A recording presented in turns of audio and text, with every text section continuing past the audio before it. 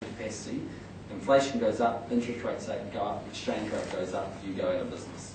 Bad scenario, right? So we have to go and do more on that front. Whether it's roading, broadband is absolutely right.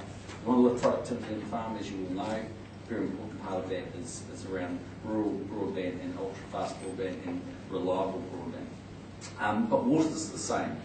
I mean, it's a crazy situation where 97% of the water that falls into the South Island washes out to sea. It does not make sense. And government is going to be prepared to get involved here if it needs to. I suspect it will, to get some of these irrigation schemes off the ground. We prefer commercial solutions, so we hope that they work, and there are some there. We don't know the structure we have to go into. It might be as a sort of position where we finance in the short term to allow people to uptake the shares in these water development schemes. But if you want to increase GDP and actually take the pressure off the environment, in our view, water retention schemes are a very important part of that, and lifting also our electricity production in the South Island. So I've told Bill English and David Carter I want to see proposals on that front, and I want to see them before the end of this term. So we're starting to work really aggressively. And it's sort of the same thing. It's a reasonably aggressive action to fire ECAMs, but after 19 years of failing to get an operative water plan, I mean, look, it took them 9 years to get a man on the moon, NASA. I mean, these people had 19 years to get an operative water plan in Canterbury and couldn't do it. So at some point you've got to act, and we have. RMA reform, again, we saw all the changes we made last year. There's a whole lot more stuff down the front that we want to go and do. Free trade, by the way, is very important. So the work Tim Grosser does is hugely important. We're making some quite good progress there. Korea is a good example of where we're going. If we can get into that market, very important. Obviously, what we're doing in the Gulf States, again, very important. Trans-Pacific partnership with the United States, very important. Japan and potentially Russia, all quite big markets for us. So it makes a big difference. So if we can get the Gulf States to sign up, we're very close to getting them there on our FTA with them, $50 million off the bottom line comes off in day one in terms of agricultural tariffs that you're paying. So it's real dollars that make a difference. Interesting enough, we were talking about the unsubsidised nature of agriculture in New Zealand, and for all of the pressures that puts on you. I'd be surprised if many of you wanted to go back the other way because of what it's made you do in terms of science and innovation and creativity and productivity on the farm. But when I was in Canada, I was talking to the Canadian Prime Minister because they're keen to join the Trans-Pacific Partnership. At the moment it's 8 countries, not including Canada. And he said they have a very protected dairy sector, as you probably know. And I said to him, look, it's as simple as this. If agriculture's not in, we're out. Okay, we're not interested in signing a free trade agreement that doesn't include agriculture. So that's the rules. If agriculture's out, then we're out. But just to give you an idea, you may know this, but there is a quota system on cows in Canada. You cannot increase the number of cows you have on your farm, and you can't buy more quota. So they're saying, okay, if we therefore opened up our industry, that would reduce potentially the value, I think, in day one, sort of changes you saw in New Zealand when that in the late 80s. So they're saying if they bought out the quota, what would that cost them? $27,000 a cow. $30 billion. $30 billion. You look at those subsidies and you say some of the stuff just doesn't make sense. It just doesn't make sense. So that's kind of where we're going here. I just want to talk briefly about science R&D. Look at the budget. We didn't have a lot of money to spend, and we're not going to have a lot of money to spend for a while because we've got to get on top of our debt and on top of our expenses. But of the 3 things that we spent money on the budget, they were health, education, science R&D. And the reason for that is you are operating in an unsubsidised environment, and you are operating against the rest of the world who are highly subsidised, and that ain't a level playing field. And the only way we can get you over the line, and you're already doing that, by the way, in Canada, this is the other remarkable thing, despite all the subsidies that you face, and it can be up to 200%, Fonterra is still sending milk there and competing. I mean, that's how productive you are. It's incredible. But if we get you, to get you further, we have to spend money on R&D. And in the end, I'll come back to climate change because I want to finish on that segment. In the end, the answer to climate change will primarily be around science, actually, in my view, and finding science. That's why the government's committed $45 million to the Global Alliance. That's why we're delighted the Americans came in with $150 million. That's why we're pleased 29 countries have joined us. But the question is, can we do more on science? So we put $324 million in the budget in science. We did two things. One was what is essentially an R&D tax credit, for want of a better term. So that's what you got. And you get a fifth of what you pay back, 20% of what you pay back. The second thing we did though that was quite interesting was we set up these vouchers. So you can take a voucher, or one of the companies that you work with can take a voucher off to a CRI, off to a university, and basically go and cash that in. So you can imagine what's going to happen to, I don't know, let's say I open Westland Dairy's milk processing, well it's actually a yogurt plant they have in Auckland. Them wandering along to Plant and Food, for instance, and doing a JV on how they might make some other new product that you want. Because in the end, you know, like I know, New Zealand still exports far too much milk powder and not enough at the high value. And the more we move you up, whether it's in forestry or agriculture or aquaculture, the wealthier we will be.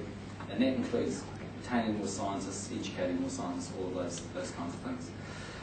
So let me sort of finish with the ETS. I'm within diving distance of the door, so I'll probably make it.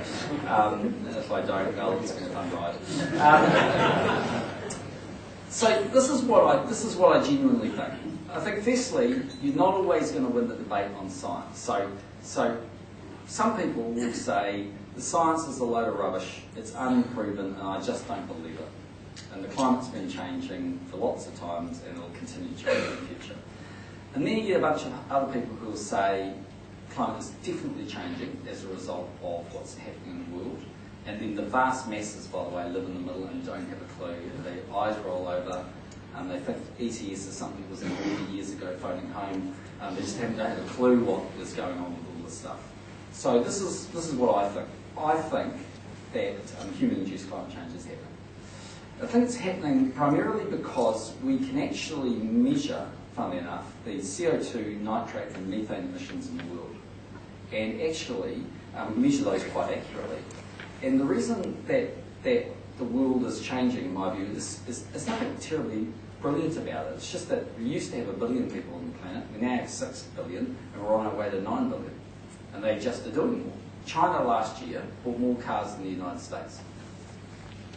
You know, I was in South Africa, when I was in South Africa last weekend, I flew from Joburg to Nilsbrook, where they played Italy. That's about a half-an-hour flight. So Invercargill to Oamaru, I guess something like that. 70 coal-fired power plants there, the equivalent of Huntly. I mean, this haze and stuff is all over the show. So it's just, we're just pumping out more of the stuff. So that's the first thing. So I personally think it's happening. And all of the scientific research that we get tells us it's happening. I wish I could get up and tell you it's the opposite, but actually all the advice we get is it's happening. Now, in the end, for those of you who don't believe the science, maybe everybody in the room, might be some of you in the room, I won't win that argument with you, because I can't prove you're wrong and you can't prove I'm right or wrong. It's just one of those things. I mean, we won't know for a period of time. We can measure those outputs, but we can't measure whether it's leading to catastrophic weather patterns, but I probably think on balance it will be. That's my view. Second thing is, there is a cost. So there's no getting away from the fact that there's a cost. So what are we doing? We're basically, as David Carter said to you yesterday, I'm sure that's misspoken to many of you, we're fundamentally subsidising tree planting and research. That's the guts of it. $1.7 billion of credits. And the other side of the coin is we're picking up money at 3 cents a litre and an increase in energy, and we're pumping it into those guys.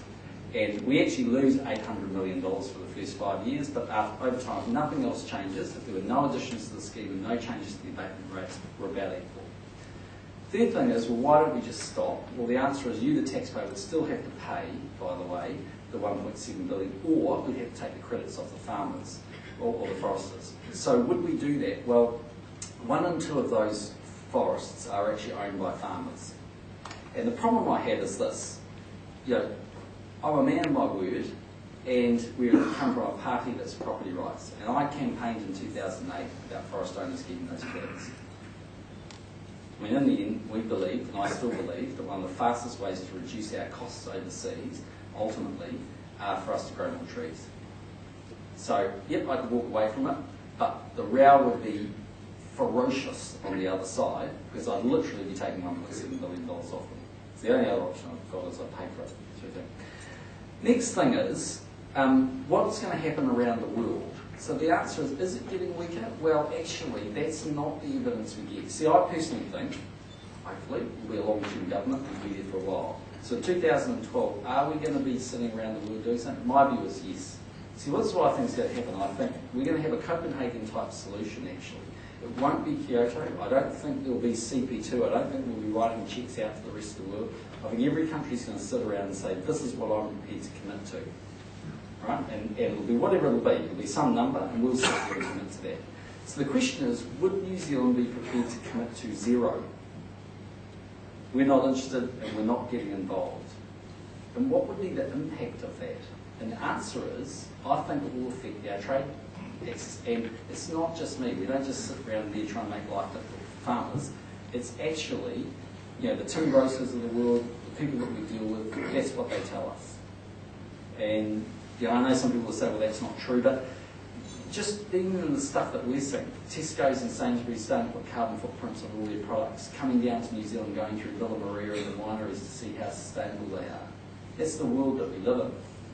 And it's not going away. I mean, it's more intense. So what you're seeing in countries like Australia, barring the change yesterday, is actually they've just gone out there and by regulation changed. So for instance, 20% of all power in Australia now has to come from renewable energy. That adds 7.1% to their electricity prices. So when I was in South Africa, I said to them, I had lunch with Sasol, who are a huge big oil and lignite conversion company over $25 billion market cap. So I said, what's happening in South Africa when it comes to climate change? So they just put a tax on coal-fired power plants. How much do they get off that? 3 billion rand a year, which is about $750 million New Zealand dollars.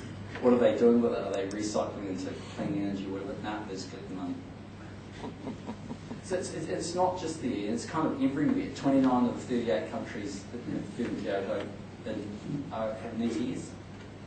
So then you look at it and you say, okay, would New Zealand be leading the world and doing all of the things that people argue? And the answer is yes, if every part of our ETS came in. But we've said there's going to be a review in 2011 and a review in 2014. What we've also said is unless there's progress with our trading partners and unless we've developed viable technology for you to adopt, it's very unlikely agriculture's coming in 2015. In fact, I think it's very unlikely to be much change from what the current system we've got. So, the question we then have, after all of that, because in the end, there is a cost, there's no getting away from it, there is a cost. Should I walk away from it all? So, let's say I did that for a moment. There is one political leader in the world that doesn't believe in climate change from a country I can't spell. There's lots of A's and I's and O's and U's in it. I haven't got a clue which country it is, but there's lots of A's and I's and O's. That's it. I would be literally standing up there saying, New Zealand, a country with a clean, green brand image that trades with the rest of the world, we're out when everybody else is doing so. And I tell you what, it is amazing what they're doing in places like China. We have the climate change